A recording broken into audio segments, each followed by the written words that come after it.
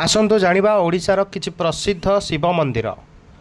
भुवनेश्वर रहिचंती प्रभु लिंगराज, कटक आठगढ़ रे प्रभु धवलेश्वर, सेहीपरि पुरी रे लोकनाथ एवं भद्रक जिला आरडी रे बाबा आखंडल मणिंकर मंदिर रही। सेहीपरि जगतसिंहपुर रे प्रसिद्ध अष्टशंभु मंदिर, ढेंकानाल कपिलास रे कपिलास मंदिर बाबा चंद्रशेखर, जाजपुर रे महाविनायक मंदिर, सेहीपरि बालेश्वर जिले में प्रभु चंदनेश्वर मंदिर, सेहीपरि बालेश्वर रे पंचलिंगेश्वर मंदिर, सेहीपरि खोर्धा रे मुक्तेश्वर मंदिर एवं कोरापुट जिलार प्रसिद्ध गुप्तेश्वर मंदिर, बलांगीर जिले में प्रसिद्ध हरिशंकर मंदिर, संबलपुर जिलार प्रसिद्ध हुमा मंदिर एवं बालेश्वर जिले में प्रसिद्ध होइतिबा बाबा भूषंडेश्वर मंदिर एवं लड़ू बाबा जहाँकि नयागढ़ जिले में रही।